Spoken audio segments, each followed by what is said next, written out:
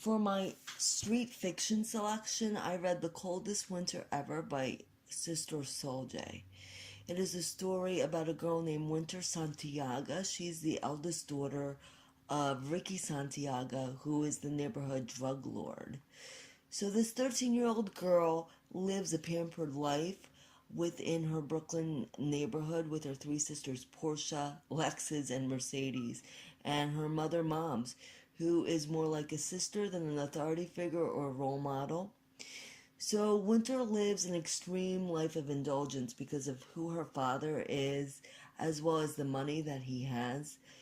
And she also learns to live a lifestyle according to the value system that is practiced on the streets in her neighborhood, where men are primarily valued for their ability to financially support a woman, and women in return are valued for their superficial beauty and their ability to sexually reciprocate the financial support that they get. When her father is arrested for his criminal activity, the three girls are taken into foster care. And this is where I should say Winter's lack of character is revealed.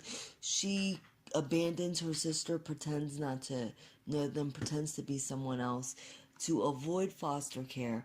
Essentially, she gets in the habit of living with other men in the neighborhood who can support her, and she begins to practice a lifestyle much like her parents did.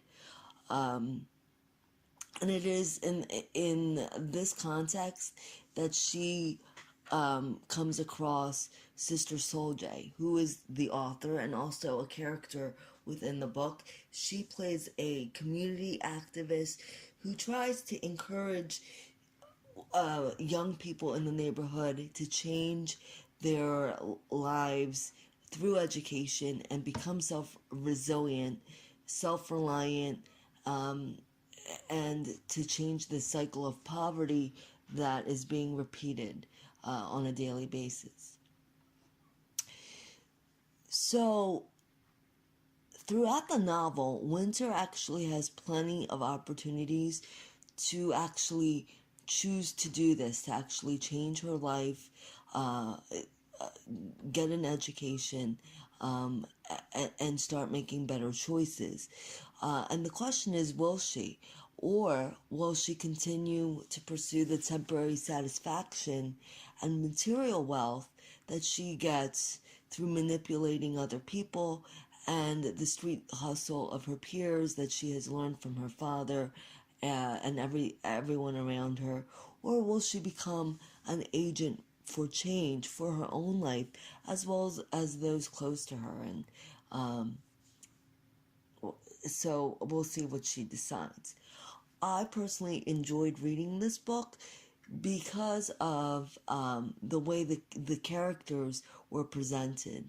So I don't think Winter or even Ricky Santiago being a drug dealer, I didn't perceive them as being antagonistic because it was impressive to see that they were just living their lives and they thought of themselves as just making a living just like anyone else who may have been a teacher, an accountant, or an office worker.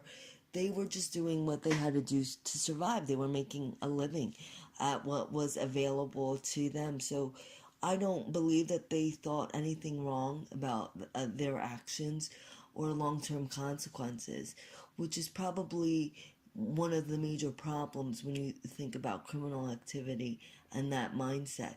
In fact, so much of it was a little bit normal. You had Winter, who was definitely a spoiled little girl. You had her father, who was willing to indulge any desire or whim that she wanted. And he even has aspirations for himself and his family. He moves the girls out to the suburbs in Long Island. But even this physical move does not transition the girls or himself really from the psychological entrenchment of survival mode that everybody has to live under when they are living in this economic system within the ghetto. I don't care if you're Ricky Santiago and you're at the top of the food chain, or you are a user on the street. You are living in survival mode consistently. So you just want to be able to get what you need from whoever, whatever, in whatever fashion, because you all know too well that it's fleeting. That the FBI or the authorities are getting on your case, or that there's a competing, younger, more competing drug dealers are ready to take your place. So I think there's a mentality of live the good life while you can, because it is not long lasting.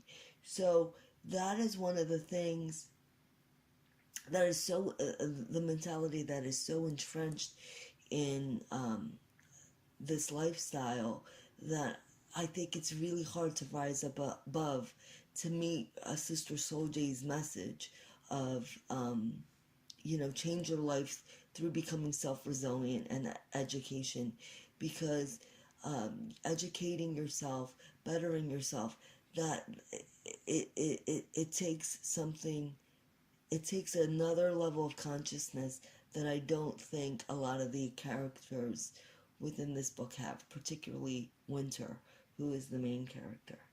But I definitely recommend that you read this book. I really enjoyed it.